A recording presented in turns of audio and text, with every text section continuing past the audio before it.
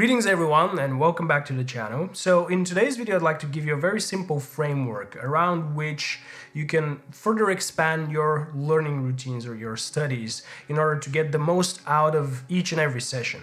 This is something that I personally use for my studies, but I also use it whenever I'm developing training content for clients. And I found this to be rock solid whether or not I'm approaching something that I'm fundamentally interested in, but also whenever I have to study something that I'm not necessarily eager to learn in the first place. And this is actually directly related to the first point here, which is making sure that whatever it is that you're engaging into, learning, studying, you have to make it clear why is it that you're doing it? Why is it that you're learning that? And fundamentally, the starting points here are two. Either you're interested in something so you want to know more about it, or you're not, so you have to. Whatever the case may be, further down the road, as you're studying, learning something, you will question yourself, your reasons as to why are you studying this? Why are you learning to do that? So you might as well have it all up in front, because whenever this happens, you will persist with your endeavors instead of, well, dropping it all off or compromising the quality with which you engage into the given studying or learning activities. Now the question is, how do you answer that? How do you define your why for learning or studying something? First of all, I'd like to give you a model that you can use, and then I'll tell you how to use that model, because these two things are fundamentally very different. First of all, the model. This is a modified version of something that is used in gamification, which is known as the SAPS model, which stands for Status, Access, Power, Stuff. These are 4 criteria that you use to, well, introduce a form of reward for whenever someone is playing your game. In this case, we're going to twist a little bit what is it that each and every point of these stand for in order to gain as much as possible tangible clarity about why is it that we're learning something. Now the first point is status, as in learning to do something or studying something because of the status that comes with it. Now in order to understand that, you have to think about what status really means. Well, in this case, status means recognition. Now this recognition can come in 2 forms, which may be extrinsic or intrinsic. So here's what I mean by that. Extrinsic could be acquiring your diploma from university, or getting a certificate from a course that you're attending, or as simple as gaining the recognition from someone that you admire. Now, intrinsic recognition is related to proving to yourself that you're capable of, well, learning to do something or acting in a particular new manner, meaning changing your overall behavior. Whatever it is that you set in front of you, the moment that you achieve it, this may work on your intrinsic status and recognition of your own value. And I cannot tell you how many times I've done that, and it actually works, well, like magic. It recognizes my own value for myself. So I would put that as an intrinsic recognition, and I would put it as part of the reward and reasons why you would want to do something in the first place. And it's part of this status criterion. Now the second point from the SAPS model is access, meaning that by studying something or learning to do something, you gain access to, well, something that would be considered otherwise off limits, meaning opportunities related to maybe work, maybe to certain circles of people. It may be also related to certain levels of knowledge. For example, I learned this in order to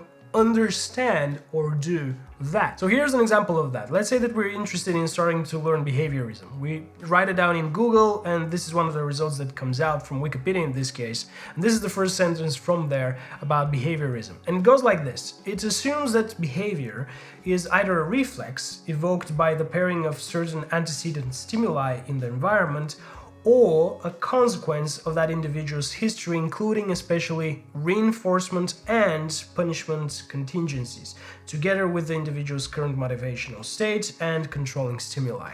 Now, in order to understand this one sentence, to gain access to its understanding, we have to understand what a reflex is to a certain degree.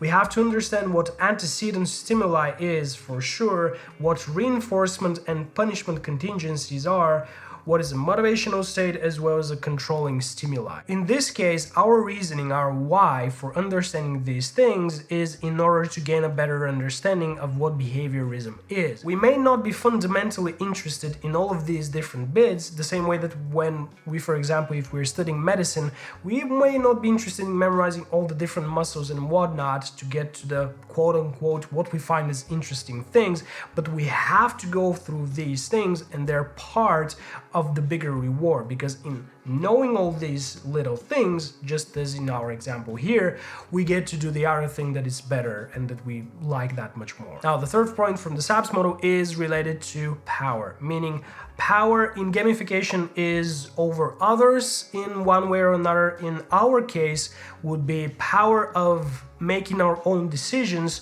or having the power to be of help of other people. What I mean by that? Well, here's a very simple example. Whenever you want to buy something online, well, usually, or that's what I do, I research the products that I want to buy.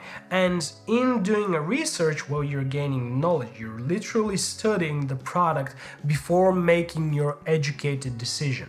The same thing may happen if you want to do the same thing for someone else who asks you, which one product should I buy? Well, if you've been studying, let's say, different laptops or different, I don't know, something else that you may be interested in, and someone else knows you for your interest and asks you because you're educated in this given field, well, you can give them a competent answer, and so you can guide them in taking their own decision. And in the same way, this could be related not about just purchases, but it could be related to professional endeavors of all sorts. And this is how we can healthily define power as a reason to learn to do something or study a given subject.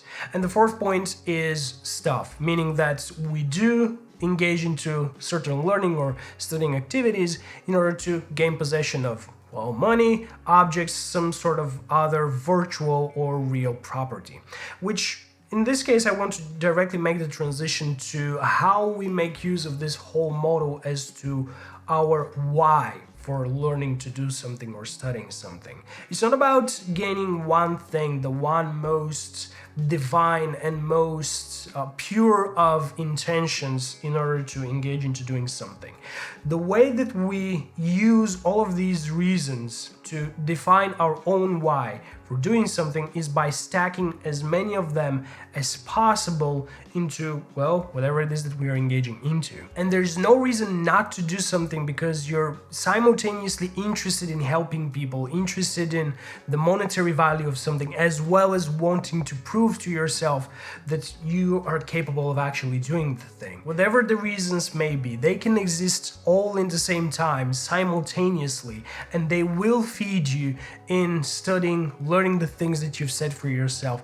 It's fine. The only thing that you have to make sure that happens is that you write these things down, because otherwise what happens is that they just stay as a feeling, as some sort of a noise in the back of your head, but they never get defined, either because you don't know exactly your reasons in the first place, or because you don't want to admit them to yourself because you're somehow judgmental towards your own interests, which is no good.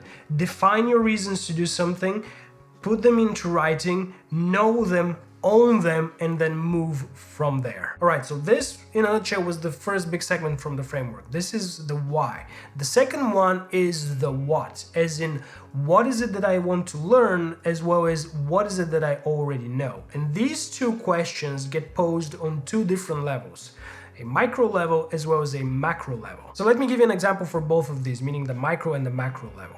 When we're talking about micro level what, and what do I need to learn and what is it that I already know, this is related to your learning to learning routine. What is it that you do in each and every session, and what is it that you achieve? So for example, some days ago I was studying this paper related to comparing different reading styles. How do I implement this what into my learning routine? Well, I start posing these two questions. What is it that I need to learn here? Well, first of all, in order to understand the paper, I would need to identify these different reading styles.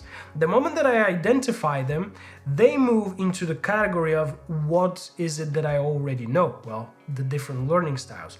What is it that defines them would be the next question, and it would be again a thing of what is it that I need to learn right now? And so the moment that I identify what is it that defines them, then I could move that into this one category of something that I already know. And I can keep on doing this cycle of, well, the next thing maybe comparing the different styles and what is it behind them and whatnot, and how are they, well, different from one another, useful in different scenarios, etc., etc. But I would be constantly moving between these two questions in a very dynamic manner.